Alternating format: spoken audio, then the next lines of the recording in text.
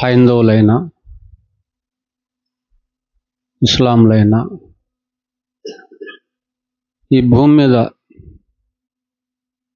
ఉన్నటువంటి ప్రతి జాతి మనుషులు దేవుని నుండే కలిగారు. దేవుడే వారిని కన్నాడు. తల్లి గర్భం ద్వారా ఒకరు భూమి మీదకి వచ్చారంటే అది దేవుని సంకల్పం, దేవుని చిత్తం, దేవుని ప్రణాళిక, దేవుడు ఇచ్చినటువంటి గొప్ప అవకాశం, కృప, భాగ్యం ఈ జీవితం అని గుర్తుపెట్టుకోవాలి. అందుకే ఒక మాటలో చెప్పాడు ఆయన, గర్భఫలం దేవుడిచ్చు బహుమానం. అంతేక మనం అందరం మన తల్లిదండ్రులకు దేవుడిచ్చినటువంటి బహుమానాలు. మన తల్లిదండ్రులకి మనమే బహుమానం. ఎవరు ఇవ్వలేనిది, ఎవరు చేసి గిఫ్ట్గా బహుకరించలేనిది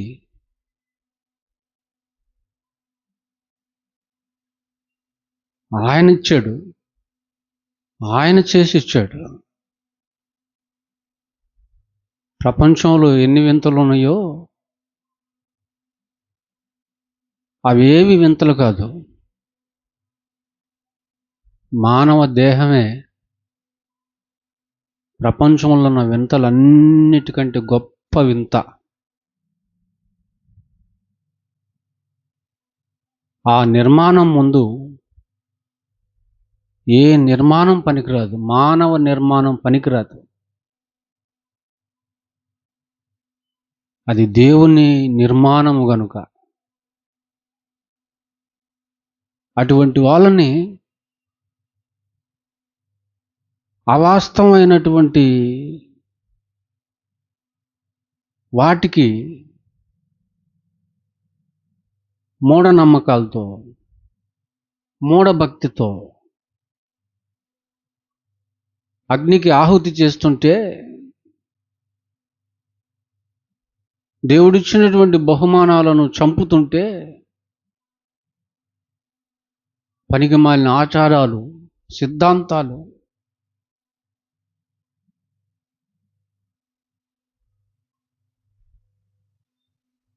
వాళ్ళని నిర్మూలన చేయమన్నాడు. వాళ్ళని ఆ దేశం నుండి వెళ్ళగొట్టమన్నాడు. వాళ్ళకి సంబంధించిన వాటిని నాశనం చేయమన్నాడు. చేయకపోతే వారి వల్ల, వారు చేస్తున్నటువంటి పనికి మాలిన పనుల వల్ల సృష్టికర్త అయినటువంటి దేవుని విలువ తగ్గిపోయి, మనుషుల్లో మానవత్వం, దైవత్వం అనేది చచ్చిపోయి, అందరూ క్రూరులుగా మారిపోయి వాయా వరుసలు తప్పి ప్రవర్తిస్తూ జంతువులకి మనుషులకి తేడా లేదని నిరూపిస్తారు. ఆగమైపోతుంది ప్రపంచం.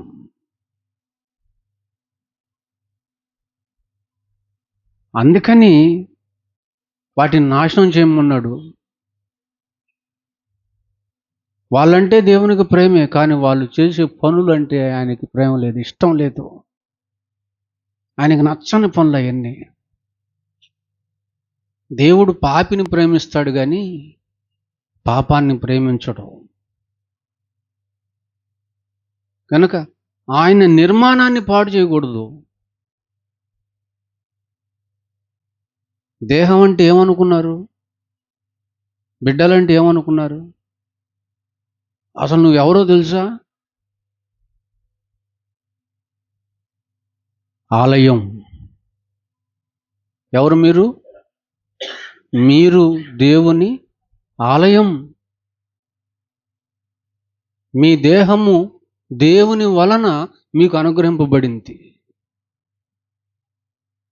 ఆయన వలన అనుగ్రహింపబడింది దేహం. మీ అమ్మ వల్ల కాదు, మీ నాన్న వల్ల కాదు. ఏదో డాక్టర్ గారు ఇచ్చిన మందుల వల్ల అంతకంటే కాదు. దేవుని వలన మీకు అనుగ్రహింపబడింది అంతే. దేవుని వలన. మీరు మీ సొత్తు కాదు, మీరు విలువ పెట్టి కొనబడిన వారు. కనుక మీ దేహంతో మీరు దేవుణ్ణి మహింపరచాలి. మీ దేహంతో దేవుని పనులు చేయాలి. మీరు వాక్య సంబంధమైన క్రియలు చేయాలి. మీరు పనులు చేయాలి. మీరు నీతికి సాధనాలుగా మీ దేహంలో ఉన్న అవయవాలన్నింటినీ చేయాలి. మీరు మార్చాలి. మీరు మీ దేహం ద్వారా దేవుడు మహింపరచబడాలి. ఆయన మహిమకు కీర్తి రావాలి. అది ఆలయం.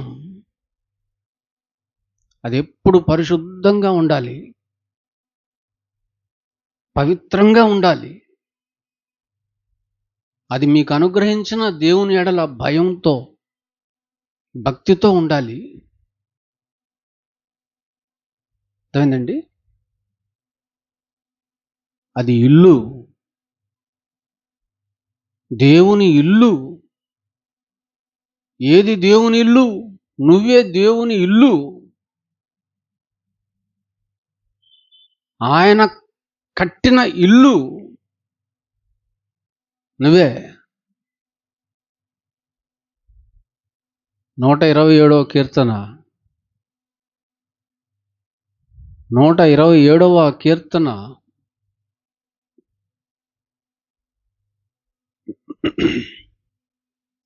మొదటి వచనం, యెహోవా ఇల్లు కట్టించని ఎడల దాన్ని కట్టువారి ప్రయాసము వ్యర్థమే.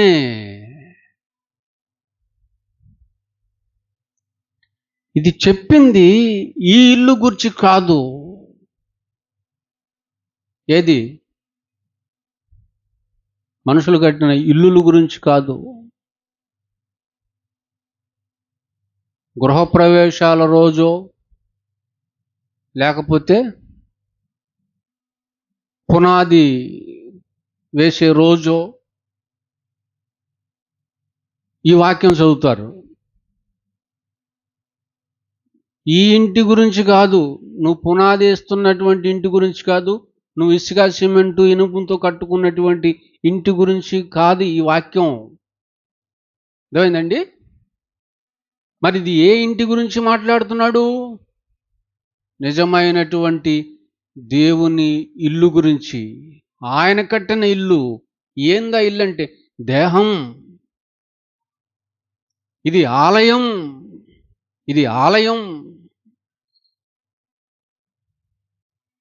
దాని గురించి మాట్లాడాడు ఇక్కడ. దాని గురించి మాత్రమే.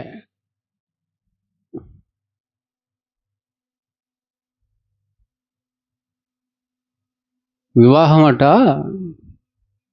అన్ని విషయాలలో ఘనమైనదట. వివాహం అన్ని విషయములలో ఘనమైనది. చదువుతారా? హెబ్రీ పత్రిక 12వ అధ్యాయము 4వ వచనం. 12 13 13వ అధ్యాయం 13:4. వివాహము అన్ని విషయములలో ఘనమైనదిగాను పానుపు నిష్కల్మషమైనదిగాను ఉండవలెను. వివాహము ఘనమైనదిగాను, పాన్పు నిష్కల్మషమైనదిగాను ఉండవలెను. పాన్పు నిష్కల్మషమైనదిగా ఉండవలెను అని ఎందుకు అన్నాడు? వివాహం గురించి మొదట మాట్లాడాడు, వెంటనే పానుపు గురించి మాట్లాడుతున్నాడు. దేవుడు అన్నిటి గురించి మాట్లాడాడు. తన పిల్లలకు తెలియకుండా ఏమి ఉండకూడదని అన్నీ తెలియజేశాడు. తెలియంది ఏమి ఉండకూడదు. బైబిల్ పట్టుకున్న వాళ్ళకి అన్నీ తెలియాలి. తెలియాలంటే అన్నీ చెప్పాలి. అన్నీ చెప్పాలి. చదువుకునే వాళ్ళు ఉంటారు, చదవలేని వాళ్ళు ఉంటారు. కనుక చెప్పాలి. చర్చికి ఎందుకు వెళ్ళేది? చర్చికి వెళ్ళాల్సింది ఎందుకు? దేవుని వాక్యాన్ని నేర్చుకోవటానికి. అంతే. ఇక్కడికి ఎవరొచ్చినా వినటానికి మాత్రం రాకండి. వినటానికైతే చాలా ఉన్నాయి, బయట బోల్డ్ ఉన్నాయి. వినటానికి రావద్దు. ఎందుకంటే అందరూ చెప్పమేడ. అందరూ వినరు. మీరు ఎవరు చెప్పని చెప్తుంటారు ఇక్కడ. కనుక ఇక్కడికి వచ్చేది ఎందుకంటే నేర్చుకోవడానికి మాత్రమే రావాలా. నేర్చుకునేది ఎందుకు? అన్నీ తెలియాలి, అన్నీ తెలుసుకోవటానికి నేర్చుకోవాలి, అన్నీ నేర్చుకోవాలి. తర్వాత జీవితాన్ని మార్చుకోవాలి. తర్వాత నేర్చుకున్నటువంటి వాటిని అనేకులకు నేర్పే పనిలో ఉండాలి. పనిలో అలా ఉంటావని ఈ జీవితాన్ని ఇచ్చాడు. ఈ దేహాన్ని, అందమైన రూపాన్ని ఇచ్చాడు. ఎప్పుడిచ్చాడు? అదే చెప్తున్నాడు. వివాహం చేశాడా? దేవుడు జతపరిచాడా? దేవుడు జతపరిచిన వారిని మనుషుడు అంటే వివాహం ద్వారా జతపరిచాడు. జతపరిచిన తర్వాత ఏం చేస్తున్నాడు? ఆయన పానుపు మీదకి పంపుతున్నాడు. పానుపు మీదకి. ఆ పానుపు మీద రెండు శరీరాలు ఒక శరీరంగా అయితే వారు ఏకశరీరమై ఉందురు. అక్కడ ఏకమవుతారు. వాళ్ళు ఏకమైన ఆ రోజే ఆయన ఇచ్చేశాడు ఆయన. వాళ్ళు ఏకమై నిద్రపోతారు అంతే. కీర్తనలు 127 2వ వచనం. కీర్తనలు 127 2వ వచనం. తన ప్రియులు ఎవరు? తన ప్రియులు అల్లే భార్యాభర్తలు.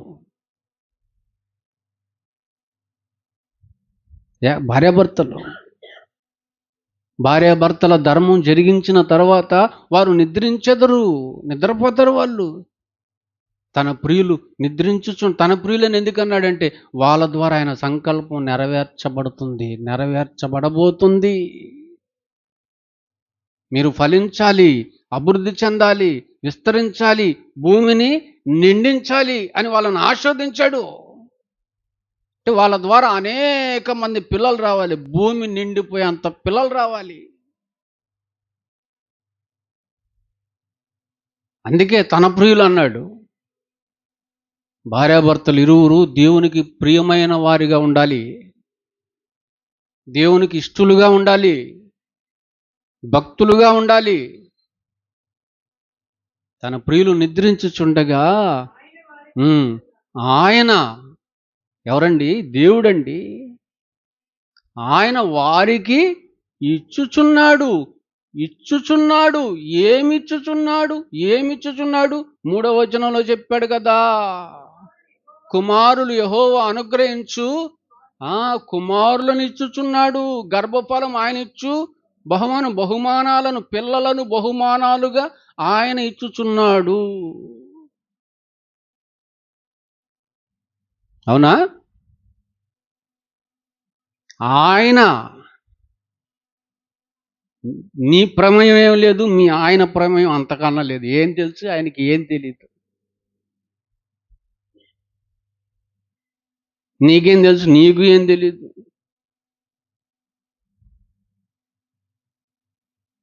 గొడ్రాలుగా మిగిలిపోకూడదని, గొడ్డుపోతోడుగా మిగిలిపోకూడదని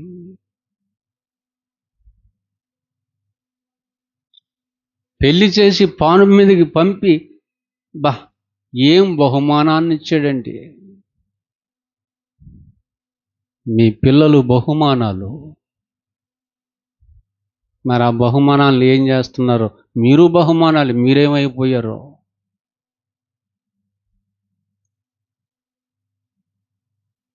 ఇచ్చిన ఆయన పనిలో బిజీగా ఉన్నారు, లేకపోతే పనికి మాలిన బొగ్గలాడించుకుంటూ తినటానికి ఎన్నో పనులు, కోటి విద్యలంట. దేనికోసం? తినటానికి. బొగ్గలాడించుకుంటూ తినటానికి ఎన్ని విద్యలట? కూటి కొరకు కోటి.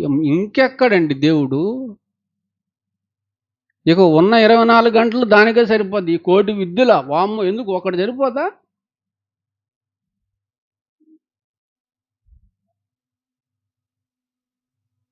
నేను ఆటో ఒక్కటే, అది రోడ్ల మీద తిరగను. నేను స్కూల్ పిల్లల్ని తీసుకొస్తా అంతే. ఒకటేగా విద్య. చక్కగా కుటుంబం గడిచిపోతుంది. తర్వాత సేవ కూడా చేస్తున్నాం. సేవ కూడా మేము 30 రూపాయలు తింటున్నాం, 70 రూపాయలు దేవుని పని చేస్తున్నాం. కోటి విద్యలు ఎందుకు? వామ్మ, ఇచ్చిన ఆయన ఏమనుకుంటాడండి? ఇందుక ఇచ్చింది? ఉద్యోగాలు చేసుకుంటారని, వ్యాపారాలు చేసుకుంటారని, బిజీ అయిపోతారని, లోకం వైపు పరుగులు ఎత్తుంటారని, పోరాటాలు చేస్తుంటారు. ఇందుక ఇచ్చింది? కాదు కదా. నీకోసం కొంచెం పని చేసుకో, నా కోసం ఎక్కువగా చెయ్యి. నీకోసం కొంచెం బతుకు, ఫ్యామిలీ ఉంది కనుక. నా కోసం ఎక్కువగా బతుకు. ఆయన ఉద్దేశాన్ని మార్చేశారు. ఎంత కష్టపడి ఇచ్చాడు చూడండి. ఇచ్చుచున్నాడు. ఆయన ఇచ్చాడు. చక్కగా ప్యాక్ చేసి ఇచ్చాడు.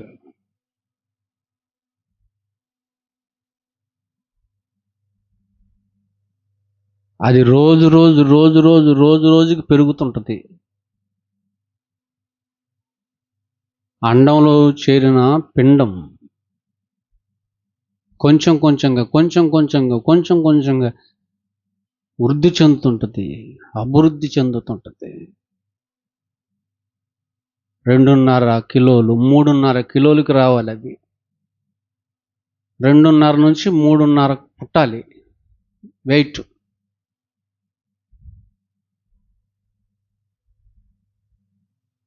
కంటికి కనిపించని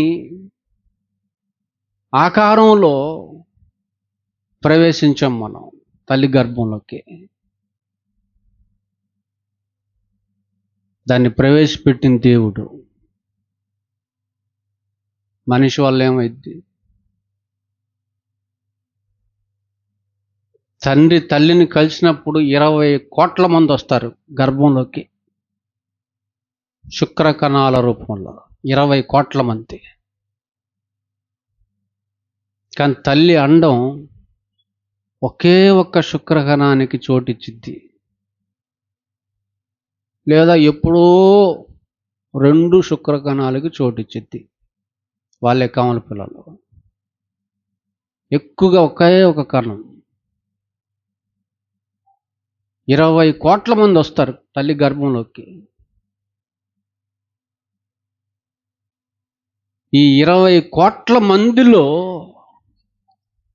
ఒక్క శుక్రకణం మాత్రమే అండంలోనికి ప్రవేశిస్తుంది. మరి కోట్ల మంది ఏమైపోయారు? కోట్ల కణాలు ఏమైపోయినాయి? అన్నీ చచ్చిపోయినాయి.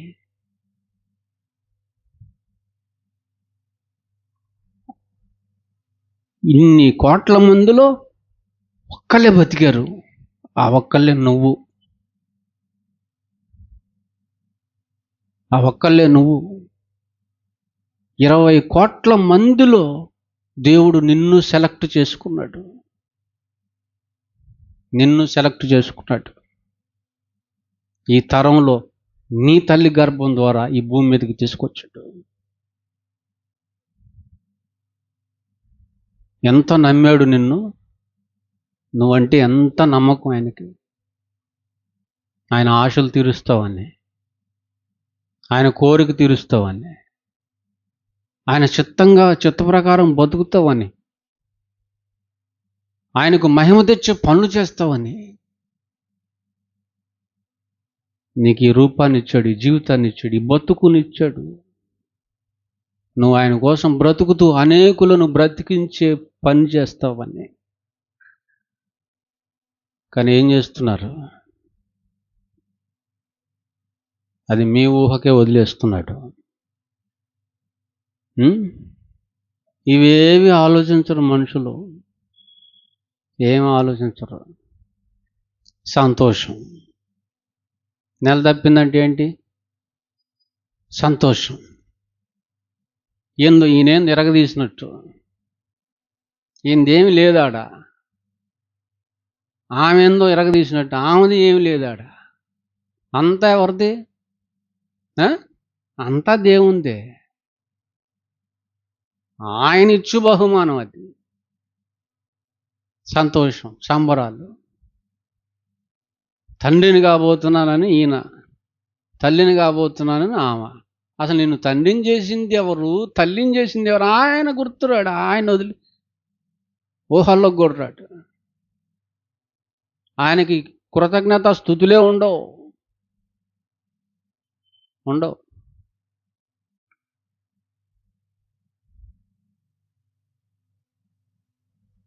5వ నెలలో అనుకుంటా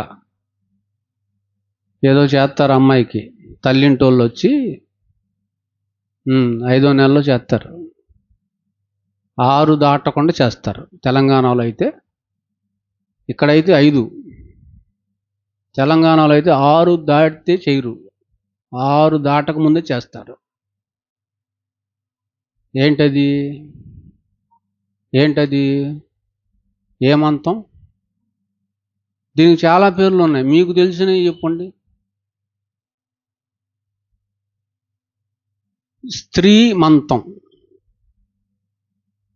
స్త్రీమంతం ఒక ఏరియాలో, ఇంకొక ఏరియాలో సీమంతం, మన ఏరియాలో శ్రీమంతం. ఎన్నో నెలలో చేస్తారు? 5వ నెలలో చేస్తారు. అసలు శ్రీమంతం అంటే ఏంటి? శ్రీమంతం అంటే ఏంటి? అసలు అది ఎవరిది? ఈ ఆచారం ఎక్కడిది? బైబుల్ ఎక్కడ కనపడదు ఈ సందర్భం. అసలు దీన్ని గురించినటువంటి రెఫరెన్స్లు కూడా కష్టం. దీనికంటూ ఒక ప్రత్యేకమైన రెఫరెన్స్ ఏం లేదు బైబుల్లో, వాక్యం ఏం లేదు. కానీ మనోళ్ళే ఒక్కో సందర్భానికి ఒక్కొక్క రెఫరెన్స్ కేటాయించేశారు. ఫిక్స్ అన్నమాట. జ్ఞాపకార్థ కూడికనుకో సామెతలు 10:7 నీతిమంతుని జ్ఞాపకం చేసుకున్నట ఆశీర్వాదం. ఎవరైనా చచ్చిపోయారు అనుకో, మొన్నైనది వెనుకట వలె మరలా భూమికి చేరును, ఆత్మ దయచేసిన దేవుని యొద్దకు మరలిపోవును. పుట్టినరోజు అనుకోండి, దానికి ఒక రెఫరెన్స్. ఏది ఇప్పుడు మనం చదవాలా? అది. ఇంకా ఇల్లు కడితే దానికి ఇదే రెఫరెన్స్. యెహోవా ఇల్లు కట్టినాడలా, గృహప్రవేశమైనా అదే. ఇలా ఒక్కో దానికి ఒక రెఫరెన్స్ని మనోళ్ళే సెట్ చేసుకున్నారు. ఆ రెఫరెన్సులు వీళ్ళు ఇట్లా సెట్ చేసుకుంటారని కాదు ఇచ్చింది దేవుడు. అసలు ఆ రెఫరెన్సులకి భావమే వేరు, దాని చరిత్రే వేరు. అదేంటండి? అలాగే శ్రీమంతానికి ఒక రెఫరెన్స్ సెట్ చేసుకున్నారు. ఎక్కువగా 128 వాడతారు ఆశీర్వాదం గురించి. యెహోవా ఇలాగు నిన్ను ఆశీర్వదిస్తాడు.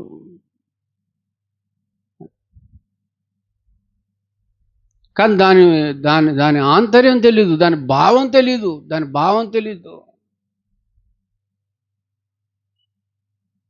కనుక ఈ శ్రీమంతం గురించి మనం కొంచెం తెలుసుకోవాలి. ఆ రోజు అమ్మాయిని చక్కగా అలంకరిస్తారు, ఒక ప్రత్యేకమైనటువంటి చైర్లో కూర్చోబెడతారు. పుట్టింటోళ్ళు పూలు, గాజులు, అలంకరణకు సంబంధించినవి, తర్వాత ఫలాలు, ఫ్రూట్స్, స్వీట్స్, హాటు, తీపి తెస్తారు, కారంగా ఉండే తెస్తారు, పిండి వంటలు అవన్నీ చేసుకొచ్చి ఆ బిడ్డకి తినిపిస్తారు, సమర్పిస్తారు. అదేదో చిన్న ఫంక్షన్ లాగా, చిన్న పండగల వాతావరణం సృష్టించబడేటట్లుగా చేస్తారు. దాన్ని ఏమన్నారు? శ్రీమంతము.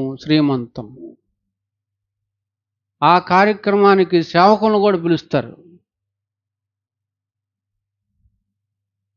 వాళ్ళు వస్తారు, ప్రార్థనలు చేస్తారు, ఆశీర్వాద ప్రార్థనలు చేస్తారు. వాక్యానికి టైం ఇర్లేండి, ప్రార్థన చేసిపో అంటారు అంతే. వాక్యం అనగెవరు? దేవుడు వద్దు, దేవునికి చోటొద్దు, వాక్యం చెప్పాల్సిన పని లేదు, ప్రార్థన చేసిపో. మరి వాళ్ళు చెప్పిన మాట వినాలిగా సేవకుడు. ఇకపోతే చాలా తేడాలు వస్తాయి. అలుగులయ్యలు, అలుగులమ్మలు తయారవుతారు. అందుకని సేవకులు కూడా చేంజ్ చేస్తారు, వాళ్ళు చేయాల్సింది చేసి వెళ్ళిపోతారు. ఒకవేళ వాక్యం చెప్పంటే ఆ సందర్భంలో ఏ వాక్యం చెప్పాలో చెప్పలేరు, కుదరదు, ఎత్తుక్కోవాలా, దొరకదు, ఉంటేగా బైబిల్లో. అందుకని చాలామంది ప్రార్థన చేసి వెళ్ళిపోతారు అంతే. వాక్యం చెప్పమంటే ఆ 28వ అధ్యాయం చదువుతారు, 128వ అధ్యాయం చదివేసి వెళ్ళిపోతారు. ఆశీర్వాదం గురించి చదివేసి వెళ్ళిపోతారు. ఇందుకు బైబిల్లో ఎక్కడా లేదు, ఏం చూపించలేరు, చూపించడానికి ఏం ఉండదు. శ్రీమంతానికి ఎలా మాట్లాడాలో, ఏం మాట్లాడాలో తెలీదు. అటువంటి పరిస్థితి నెలకొలింది ఇక్కడ. అర్థమైందండి? కనుక పెళ్ళికి ఒకటి, ఇంటికి ఒకటి, పుట్టినరోజుకి ఒకటి, శ్రీమంతానికి ఒకటి, జ్ఞాపకార్థానికి ఒకటి, ఇట్టా సెట్ చేసుకున్నారు అంతే. చివరికి ఈ రెఫరెన్స్ను కూడా దానికే వాడేయటం అనేది జరిగిపోతుంది ప్రియులారా. అర్థమైందండి? తర్వాత ఇంకో ఫంక్షన్ కూడా ఏదో ఉంది, పుష్పావతి పంచం. పుష్పావతి ఏం పెట్టారు పేర్లు? తెలుగులో బాగలేదని మెచ్యూర్ ఫంక్షన్ అంట. ఏం మెచ్యూరు? పెద్ద మనిషి అయింది. పెద్ద మనిషి ఏడైంది? నా మోకాల దగ్గరికి ఉంటుంది. చుట్టూ పెద్దోళ్ళు కూర్చొని పెద్ద మనిషి అయింది అంటుంటారు. తెలీదు, పెట్టేసుకున్నారు అంతే. వాటి గురించి ఆలోచన ఉండదు, వాటి యొక్క భావాలు కూడా తెలీదు. ఇప్పుడు ఈ శ్రీమంతం అనే దానికి పేరు వచ్చేసింది. అసలు ఈ పేరు దీనికి ఎందుకు వచ్చింది? కరెక్ట్గా ఏ మంతం అయింది ఇది? శ్రీమంతం.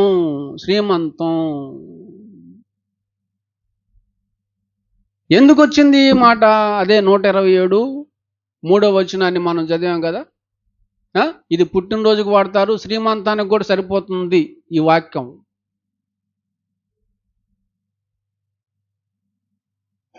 దీన్ని కొంచెం మనం ఆలోచన చేస్తే,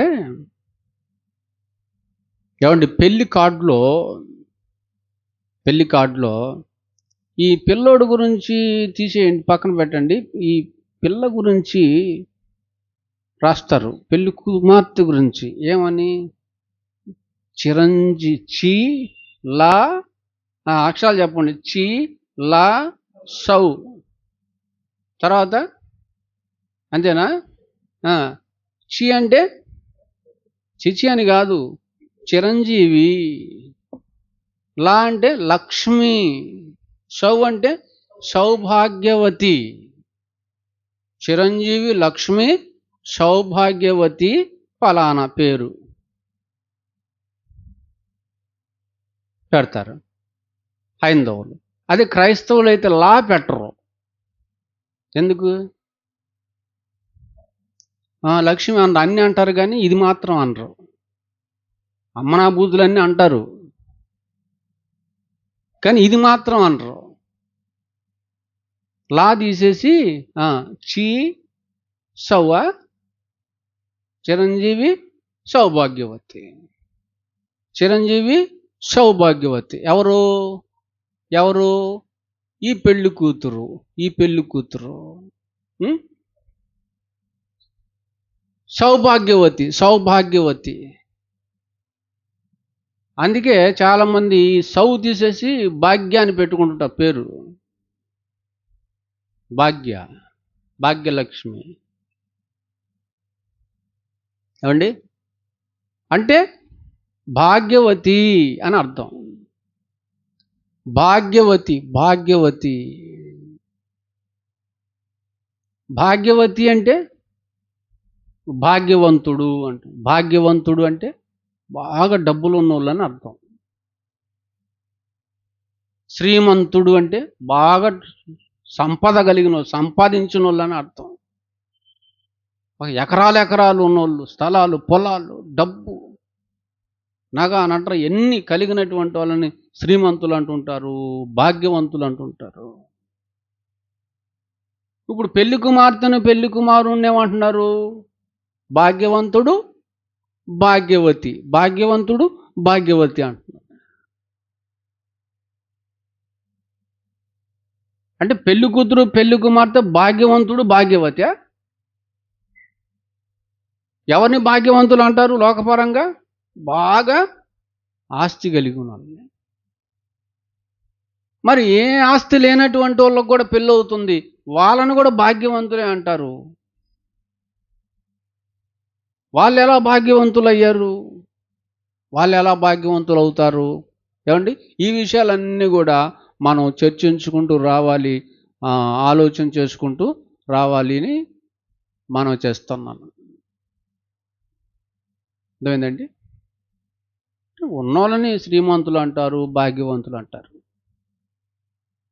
అసలు ఈ శ్రీమంతుడు అనేటువంటి పదం ఎక్కడి నుండి వచ్చింది అని ఆలోచిస్తే, ఎక్కడి నుంచి వచ్చిందో కూడా బైబిల్ గ్రంథం చెప్పింది. బైబిల్ గ్రంథం తిమోతికి రాసిన మొదటి పత్రిక. తిమోతికి రాసిన మొదటి పత్రిక చూడండి. దేవునికి ఉన్నటువంటి పేరుగా కనపడుతుంది. ఇది దేవునికి ఉన్నటువంటి పేరుగా కనపడుతుంది. ఆయనలో నుండే ఈ శ్రీమంతము అనేటువంటి వేడుక లేదా ఏమంటారు టైటిల్ వచ్చినట్టుగా కనపడుతుంది. ఇక్కడ మొదటి అధ్యాయం 8వ వచనం, మొదటి తిమోతి. అయినను అది శ్రీమంతుడగు దేవుడు. 15వ వచనం కూడా చూడండి. 6వ అధ్యాయానికి రండి. 6వ అధ్యాయము 15వ వచనం. అది శ్రీమంతుడును అద్వితీయుడును, అది శ్రీమంతుడైన దేవుడు. ఇది బైబిల్ నుండి మనం చూస్తున్నాం ఈ మాటను. ఆయన శ్రీమంతుడు. ఎక్కువ ఆస్తి గల వారిని మనం శ్రీమంతులు అంటాం కదా. ఇప్పుడు ఇక్కడ ఏమని చదువుకుంటున్నాం? దేవుడు గొప్ప ఆస్తి గలవాడుగా కనపడుతున్నాడు. ఇక్కడ ఎక్కువ ఆస్తి గలవాడు. ఆయన దగ్గర ఎక్కువ ఆస్తి ఉందా? ఇక్కడ ఎకరం 2 ఎకరాలు ఉంటే శ్రీమంతుడే, భాగ్యవంతుడే. మరి దేవుడు శ్రీమంతుడనుంది అంటే ఆయన దగ్గర ఏముంది? ఏముంది? ఆయన దగ్గర సర్వ సృష్టి ఉంది. సర్వ సృష్టికర్త ఎవరు? దేవుడు. సర్వ సృష్టికర్త అయిన, సర్వాన్ని కలుగజేసినటువంటి వాడు దేవుడు. ఈయన దగ్గర ఉన్నంత ఎవరి దగ్గర లేదు.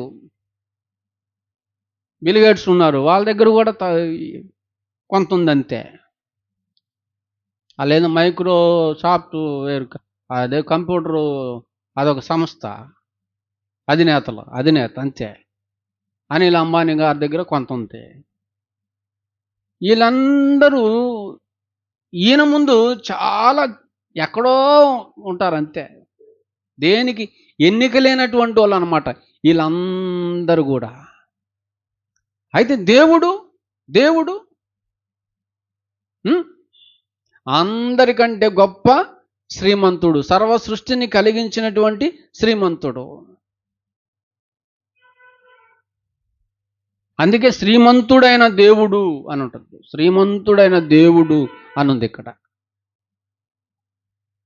ఈ భూమి అంతా నాది అన్నాడు బైబిల్లో. భూమి నాది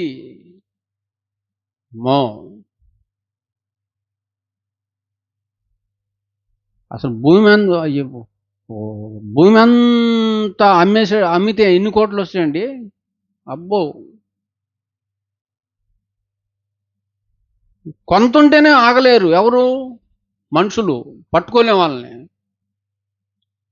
కానీ ఈయనకి భూమి అంతా ఉంది. ఆయన ఎలా ఉంటాడు? ఆయన ఎలా ఉంటాడండి?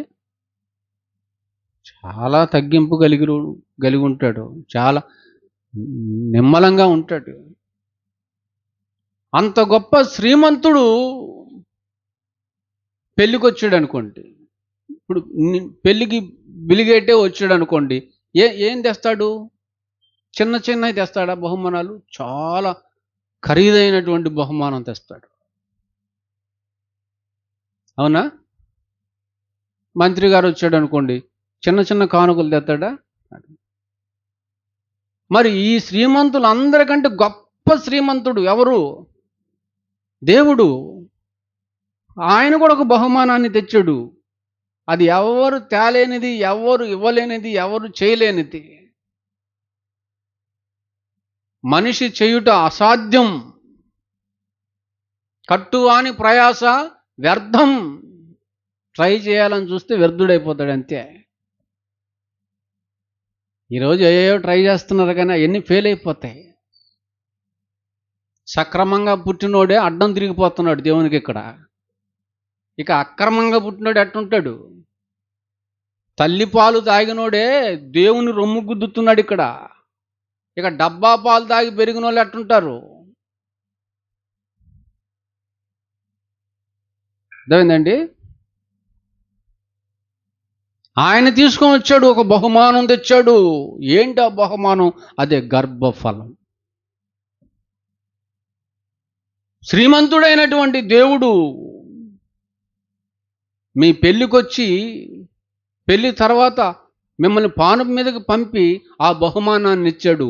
అదే గర్భఫలం అనేటువంటి బహుమానం. ఆయన ఇచ్చు బహుమానమే. ఎప్పుడు తెచ్చాడంటే అప్పుడు తెచ్చాడు. అప్పుడే. ఏమండి, ఆ రోజే దీవించాడు తెలుసా మిమ్మల్ని. ఆ రోజే ఆస్వాదించాడు. ఆదాముకి అవ్వకి పెళ్ళైన రోజే ఆస్వాదించాడు. ఆదికాండం 1:28 ఉంటుంది అనుకుంటా. దేవుడు వారిని ఆస్వాదించాడు. ఆ రోజే మీరు ఫలించి అభివృద్ధి, అంటే పిల్లలతో అది ఆశీర్వాదం. విస్తరించాలి, భూమిని నిండించాలి. అందరూ బహుమానాలు తెస్తారు, కానీ దేవుడు తెచ్చిన బహుమానం చూసారు ఎట్టుందో? ఏది గొప్పది? ఏది గొప్పది? శ్రీమంతుడైనటువంటి దేవుడు ఇచ్చిందే గొప్పది. అదే ఘనమైనది. అదే ఘనమైనది. ఆ రోజే ఆశీర్వాదంతో ప్రారంభించాడు. ప్రారంభం అయిపోయింది. ఎందుకు ఇస్తున్నాడు? శ్రీమంతుడైనటువంటి ఆ దేవుడు ఈ గర్భఫలాన్ని ఎందుకు ఇస్తున్నాడు? ఈ బహుమానాన్ని ఎందుకు ఇస్తున్నాడు? ఒకటే ఆన్సర్, నిన్ను కూడా శ్రీమంతుణ్ణి చేయాలని, మిమ్మల్ని శ్రీమంతుల్ని చేయాలని. పురుషుణ్ణైతే శ్రీమంతుడిగా చేయాలనుకుంటున్నాడు, స్త్రీనైతే భాగ్యవతిగా చేయాలనుకుంటున్నాడు. భాగ్యవతిగా చేయాలనుకున్నాడు. అందుకే ఆ 127:3 అన్నాడు, ఏమండి, యెహోవా అనుగ్రహించు స్వాస్థ్యం, కుమారులు యెహోవా అనుగ్రహించు స్వాస్థ్యం. స్వాస్థ్యం అంటే ఏంటి? ఆస్తి.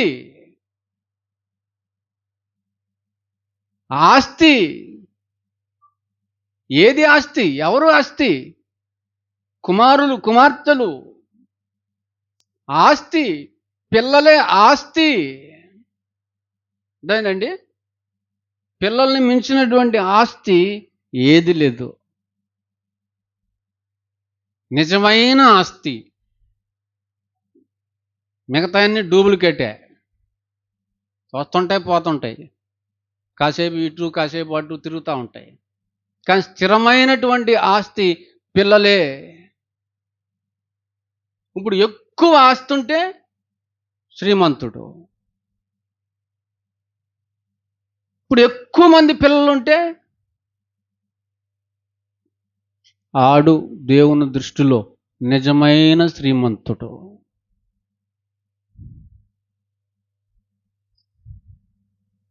అర్థమైందండి? అంటే శ్రీమంతుల్ని చేస్తున్నాడు. ఎవరిని? తల్లిదండ్రులండి.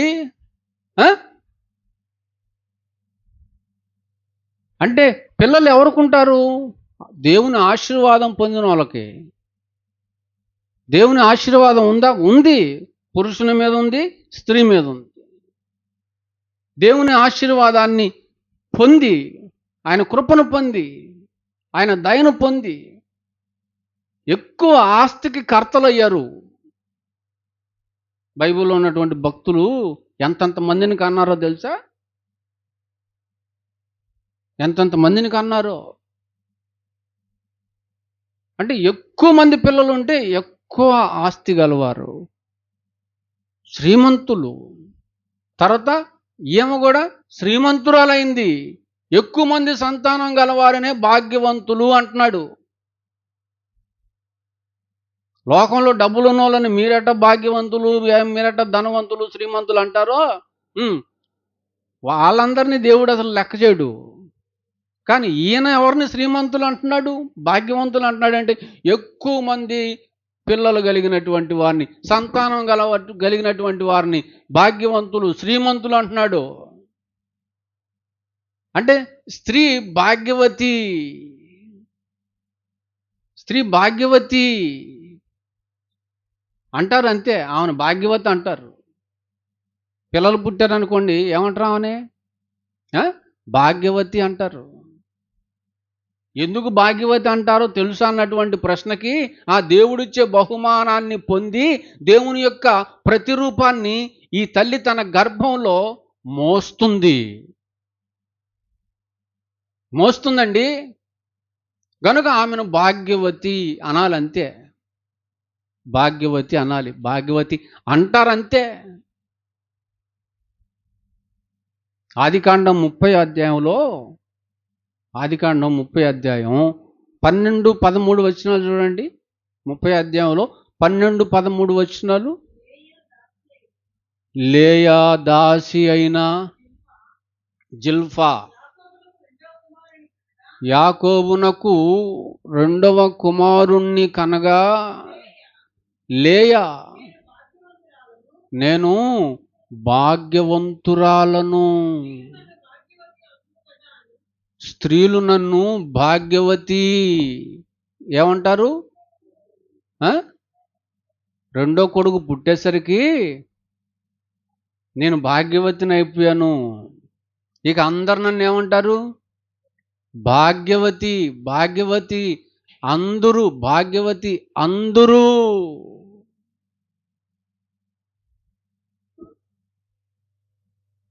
భాగ్యవతి అయిపోతుంది. భాగ్యవతి అంటే ఏంటి?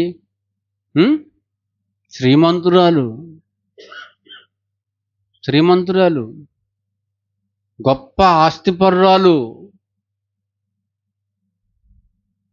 మీరు అప్పుడప్పుడు పిల్లలు అంటారు, నా వెండి, నా బంగారం, నా కొండ, నా కోట, నా వజ్రం. అవన్నీ నిజాలు, అబద్ధాలు కాదయ్యి. మీరేదో ముద్దొచ్చి అంటారా? ముద్దొచ్చి అంటారు, కానీ నిజాలు అవన్నీ. నిజంగా వాళ్ళే మీ బంగారం, పిల్లలే మన ఆస్తి, పిల్లలే మన కొండ, వజ్రాలు, వైడూర్యాలు. ఈ ప్రపంచంలో విలువైన ఎన్నున్నాయో వాటన్నిటికంటే విలువైన వాళ్ళు ఎవరు? పిల్లలు. మనమే. మనల్ని మించిన విలువైనది ఏది ఈ లోకంలో లేదు. ఇప్పుడు అంత విలువైనటువంటిది దేవుడిచ్చే బహుమానం, శ్రీమంతుడైన దేవుడిచ్చే బహుమానం. ఇప్పుడు పాడినారు కదా, శ్రీమంతుడైన దేవుని నుండి సంతానం. ఆయన నుండి వచ్చింది ఈ సంతానం, ఈ ప్రపంచంలో ఉన్నటువంటి సంతానం అంతా. కనుక పిల్లల్ని కంటే ఆమె ఏమైపోయింది? భాగ్యవతి అయిపోయింది, శ్రీమంతురాలు అయిపోయింది. అర్థమైందండి? ఇప్పుడు గర్భంలో ఎవరున్నారు? దేవుని యొక్క ప్రతిరూపం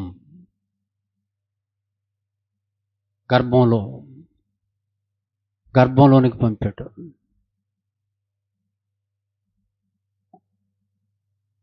చాలా జాగ్రత్తగా చూసుకోవాలి. గర్భవతి అయిన వాళ్ళని చాలా జాగ్రత్తగా చూసుకోవాలి, చాలా జాగ్రత్తగా. జాగ్రత్తగా అంటే కాలు కింద పెట్టకుండా కాదు, కాలు కింద పెట్టకుండా చేతుల మీద నడిపించుకోవటం కాదు, జాగ్రత్త చూసుకోవాలి అంతే. ఒక మంచి లేడీ డాక్టర్ దగ్గరికి వెళ్ళాలి. ఆమె స్టార్ట్ చేస్తుంది ప్రాసెస్. మీరెటు బలమైన ఆహారం పెట్టరని ఆమె బలమైన టానిక్లు రాస్తుంది,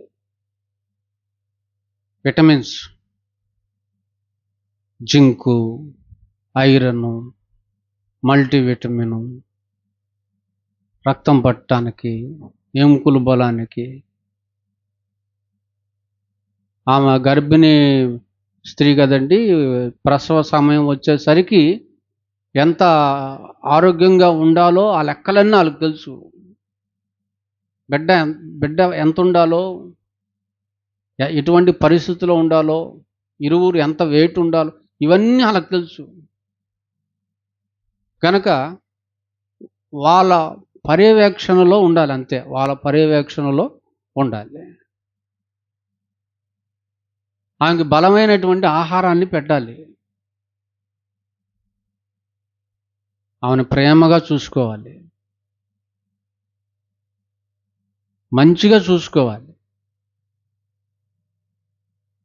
ఎటువంటి డిస్టర్బెన్స్ ఉండకూడదు, ఎటువంటి చికాకులు ఉండకూడదు, ఎటువంటి సమస్యలు ఉండకూడదు. ఆమె అప్సెట్ కాకుండా చూసుకోవాలి.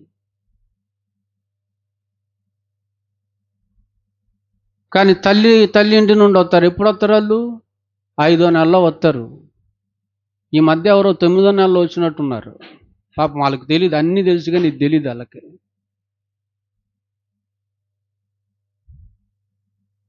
ఐదో నెలలో వచ్చి అయ్యో పిండి వంటలు పెట్టేసి వెళ్ళిపోతారు.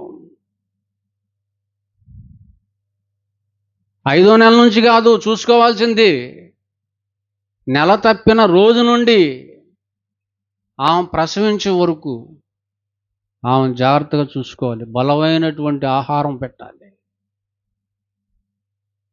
ఆరోగ్యకరమైనటువంటి వాతావరణంలో పెట్టాలి. ఆ వాతావరణాన్ని కల్పించాలి ఆమెకి. మరి మీ భర్తలు ఇవన్నీ చేశారో చేయలేదో నాకు తెలియదు. చాలా జాగ్రత్తగా చూసుకోవాలి. ఎందుకు? లోపల ఉంది ఎవరు? దేవుడిచ్చిన బహుమానం. నిన్ను శ్రీమంతుడిగా చేయటానికి ఇచ్చాడు. నిన్ను శ్రీమంతురాలిగా చేయటానికి, భాగ్యవతిగా చేయటానికి ఆయన ఇచ్చాడు. చాలా జాగ్రత్తగా ఉండాలి. జాగ్రత్తగా ఉండాలంటే దేవుని పనిలో ఉండాలని అర్థం. దైవికమైనటువంటి ఆలోచనలో ఉండాలి. నెల తప్పిన దగ్గర నుండి దైవికమైనటువంటి ఆలోచనలో ఉండాలి. భర్త భార్య ఇద్దరు. ఆ రోజు నుంచి ఆమెకు మంచి మంచి మెసేజ్లు వినిపించాలి. మంచి మంచి పాటలు వినిపించాలి. మంచి మంచి సీనర్స్ చూపించాలి. మంచి మంచి సీనర్స్. అందుకే డాక్టర్ అమ్మ చెప్తుంది, మీ బెడ్రూమ్లో మంచి సీనర్లు పెట్టుకోండి. ఆడపిల్లల పాప ఫోటోలు, అందమైన పాప బొమ్మ ఫోటోలు, అందమైన బాబు బొమ్మ ఫోటోలు బెడ్రూమ్లో పెట్టండి. ఎక్కువగా బాబుని చూసిందనుకోండి, బాబు ఫోటోని చూసిందనుకోండి, ఎక్కువగా బాబే పుడతాడు. సీక్రెట్ తెలియదు ఎవరికి. ఎక్కువగా అందంగా ఉన్న పాప బొమ్మ చూసిందనుకోండి, పాపే పుట్టిద్ది. నల్ల బొమ్మను చూస్తే నల్ల బొమ్మే పుట్టిద్ది. నేను ఇంత ఎర్రగా ఉంటాను కదా, ఎందుకు ఖరీదు పుట్టిందంటే ఖరీదాన్ని చూసావు నువ్వు. భర్తకేమో డౌటు, ఈడు అనుమానపోడుగా, వీడికి కదిలితే అనుమానం, మాట్లాడితే అనుమానం, గుమ్మం దాటిందంటే అనుమానం, లోపల ఉన్న అనుమానం. ఎందుకు? ఫోన్ ఉందిగా ఆమె దగ్గర, ఏం చేస్తుందండి. ఈరోజు సగం కాపురాలు కూలిపోవడానికి కారణం ఫోను. దాన్ని ఎవ్వరు ఏమనరు. కాపురం కూలిపోయినా పర్లేదు కానీ ఫోను మాత్రం తీసేయడానికి లేదు. ఫోన్ ఉండాలి. ఆ ఫోను వల్లే అన్ని గొడవలకి కారణమైన ఆ ఫోన్ ఏమైనా తీసేస్తారా? ఫోన్ను మాత్రం తీసేరు. అవసరమైతే ఆడినే వదిలేస్తుంది, అవసరమైతే అయ్యమనే వదిలేస్తాడు. కానీ దేని వదలరు? బానిసలు అన్నమాట. దేనికి బానిసలు? ఫోనుకు కాదు, పాపానికి. అందులో పాపం ఉంది, దానికి దాసులు. ఎంతగా దాసులు అయ్యారంటే భర్తనే వదిలేదు, అంటే తలనే పోగొట్టుకునే స్థాయికి ఎదిగింది భార్య. దేహాన్నే పోగొట్టుకునే స్థాయికి ఎదిగాడు భర్త. దేవుడిచ్చిన గర్భఫలాలనే పోగొట్టుకుంటారు, పిల్లల్ని కూడా వదిలేస్తారు. భర్తని పిల్లల్ని వదిలిపెట్టేసి వెళ్ళిపోతుంటారు, నెలలు, సంవత్సరాలు. భార్యని పిల్లల్ని వదిలిపెట్టేసి వెళ్ళిపోతుంటాడు, నెలలు, సంవత్సరాలు. ఆగమైపోయి ఉంటాయి ఆ ఫ్యామిలీలు, ఫెయిల్ అయిపోతుంటారు. అదేంటండి. గనక గర్భవతిగా ఉన్నప్పుడు తీసుకోవాల్సినటువంటి జాగ్రత్తలు ఇవన్నీ. ప్రశాంతంగా ఉండాలి. సత్యం అర్థమైన తర్వాత నేను చాలా బాధపడ్డా. అరే, ఈ వాక్యం నాకు ముందు తెలుసుంటే అసలు బెడ్రూమ్ నిండా జయశాలి గారి బొమ్మలు పెట్టేవాడిని. బెడ్రూమ్ నిండా జయశాలి గారి ఫోటోలు పెట్టుకునేవాడిని.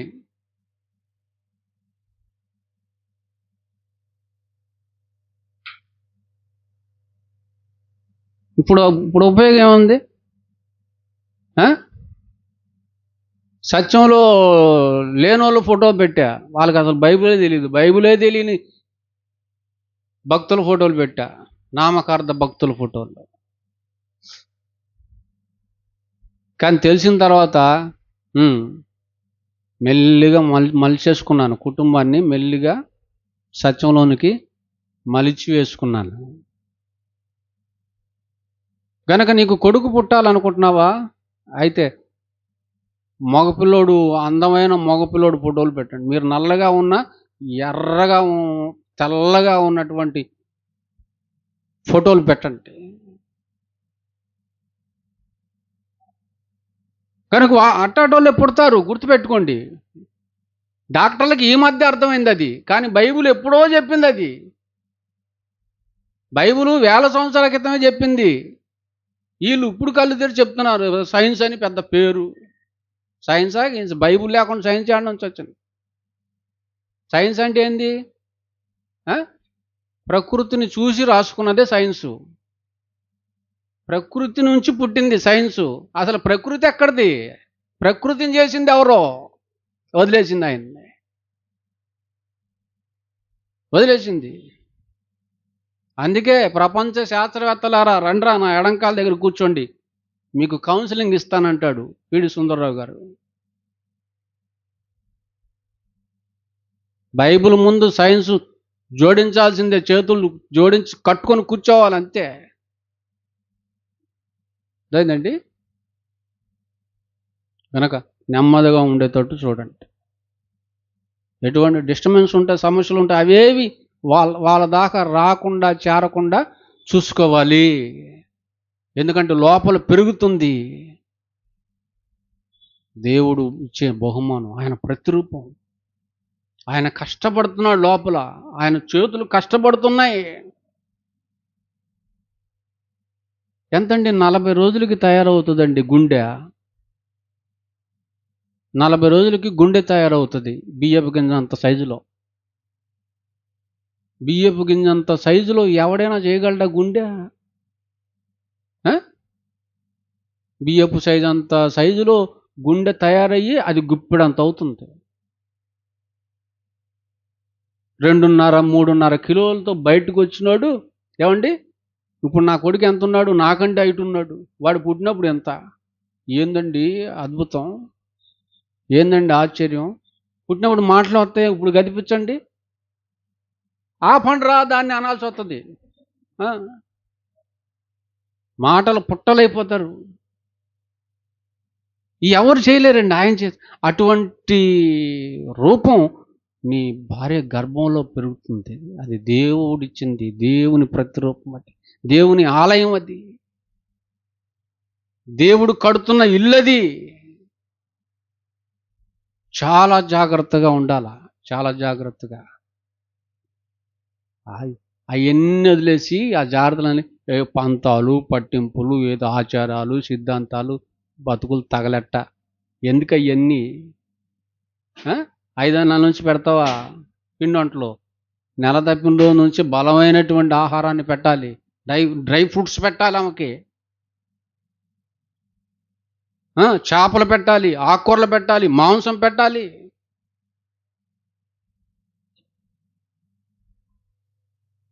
ఎన్ని చేస్తున్నారా? రెగ్యులర్గా డాక్టర్ ఎప్పుడు రమ్మంటే అప్పుడు వెళ్ళి అటెండ్ అవ్వాలి. వాళ్ళు ఇచ్చేటువంటి మందులన్నీ, వాళ్ళు చెప్పేటువంటి వాటన్నిటినీ వాడాలి, ఫాలో అవ్వాలి, చెయ్యాలి. అంత జాగ్రత్తగా చూసుకోవాలి. ఎందుకు? ఆమె భాగ్యవతి కాబోతుంది, ఆమె శ్రీమంతురాలు కాబోతుంది. ఈ లోకంలో ఎవరు భాగ్యవంతులంటే పిల్లలు ఉన్నోళ్ళే. పిల్లలు లేని వాళ్ళకి ఏవో ఎన్ని కోట్లున్నా వాళ్ళు భాగ్యవంతులు కాదు, భాగ్యవంతుడు కాదు. అర్థమైందండి? కనుక నిన్ను భాగ్యవతిని చేయడానికి, నేను భాగ్యవంతుని చేయడానికి దేవుడు నీకు సంతానాన్ని ఇచ్చాడు. ఆ దేవుణ్ణి మరువకు, నిత్యము ఆయనకు కృతజ్ఞతాస్తుతులు చెల్లించు. దినదినము ఆయన నామానికి నీ ద్వారా మహిమ వస్తూ ఉండాల. అర్థమైందండి? అది అలా చూసుకోవాలి. ఖచ్చితంగా అదే జరుగుతుంది. ఒకసారి యాకోబు తన మామ దగ్గర కొలువు చేస్తా ఉన్నప్పుడు వాళ్ళ మామయ్య, నేనే ఆస్తిపరువును, నువ్వు కూడా అట్ట అవ్వాలనుకుంటున్నాను, మరి చాలా కాలం నుంచి కొలువు చేస్తున్నావు, మరి నీకు ఏమి ఇమ్మంటావు, గొర్రెల మందలు చాలా ఉన్నాయి ఆయనకి అంటే, గొర్రెలు ఇమ్మంటాడు ఆయన. నేను గొర్రెలు మేపుకున్నా, గొర్రెలు కాసుకుంటాను, వాటితోనే నేను అభివృద్ధి చెందుతాను, గొర్రెలు ఇమ్మంటే అక్కడ ఏదో ఒప్పందం జరుగుతుంది. అదే అధ్యాయంలో అనుకుంటా, అదే అధ్యాయమా, 30 అధ్యాయంలో వచనం ఎంతమ్మా, చదవండి. అప్పుడు అతడు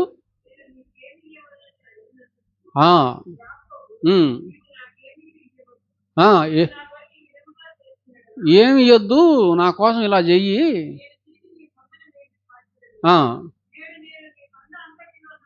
ఒప్పందం.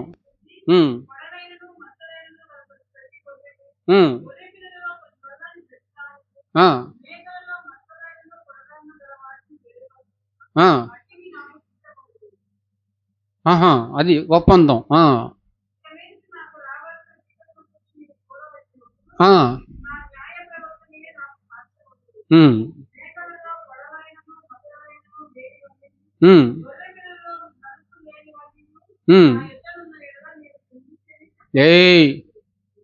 స్టడీగా ఉండండి.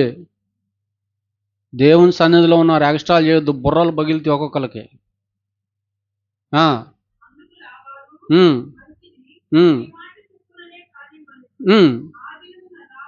ఓకే, ఒప్పుకున్నాడు. ఆ దినాన లాబాను, అమ్మో, చారైనను మచ్చైనను ఉన్నటువంటి మేకపోతుల్ని, పొడలైనను మచ్చలైనను అన్నిటినీ, కొంచెం తెలుపు గల ప్రతిదాన్ని వేరు చేసి అమ్మ కుమారులకు ఇచ్చేసి పంపించేసి,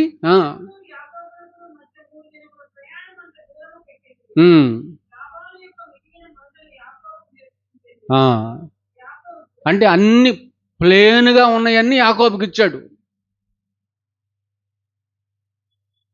మచ్చలు పొడలు చారలు ఉన్నాయన్నీ కొడుకులకి ఇచ్చేసాడు. యాకోబు ఏమని కోరాడు? పొడలైనా మచ్చలైనా చారలైనా ఇటువంటివి పుడితే అవి నాకిస్తే చాలన్నాడు. ఇప్పుడు పొడలు మచ్చలు చారలు కలిగినవి పుట్టాలంటే పొడలు మచ్చలు చారలు కలిగినటువంటి వాటికే పుడతాయి. ప్లేన్గా ఉన్న వాటికి ప్లేన్గా ఉన్నవే పుడతాయి. అందుకని అన్ని ప్లేన్గా ఉన్నవి ఇచ్చేశాడు. ప్లేన్గా ఉన్న వాటికి ఈ మచ్చలు పొడలు చారలు కలిగినవి పుట్టవు. ప్లేన్గా ఉన్నవి పుడితే అవి మామ తీసేసుకుంటాడు. అంటే మేపేదేమో సంరక్షించేదేమో యాకోబు, వాటికి పుట్టినటువంటి పిల్లలన్నిటిని తీసుకునేదేమో మామ. అది ఆయన వేసిన ప్లాను. యాకోబు సంగతి తెలియదు ఆయనకి. యాకోబు మామూలుడు కాదు. అలా చేస్తావా? Okay okay okay. ఆయన మంచి వెటర్నరీ డాక్టరు. ఎవరు? యాకోబు. మేపుతున్నాడు, బాగా మేపుతున్నాడు. వాటికి దప్పిక అవుతుందిగా, నీళ్లు తాగటానికి వస్తేగా. నీళ్లు తాగేటువంటి ప్రదేశానికి అవి వచ్చేసరికి ఏం చేశాడో తెలుసండి యాకోబు?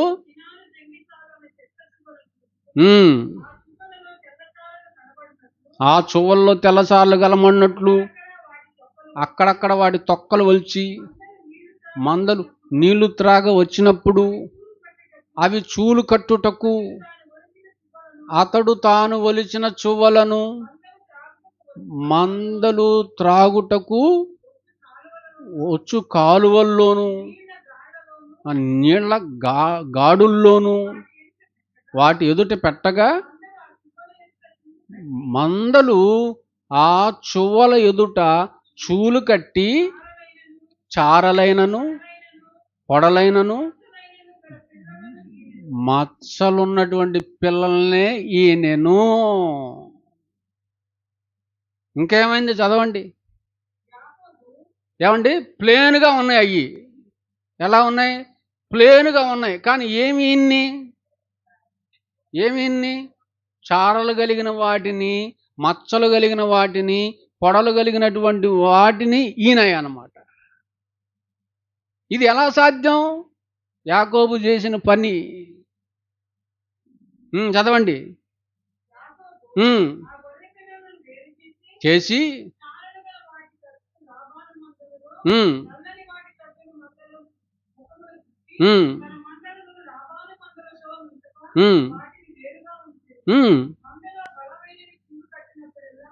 బలమైనవి చూలు కట్టినప్పుడల్లా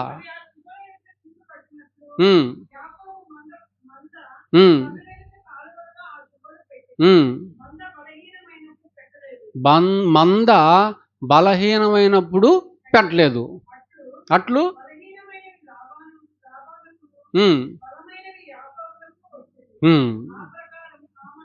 ఆ ప్రకారం ఆ మనుషుడు యాకోబు అత్యధికంగా అభివృద్ధి పొంది విస్తారమైన మందలు, దాసులు,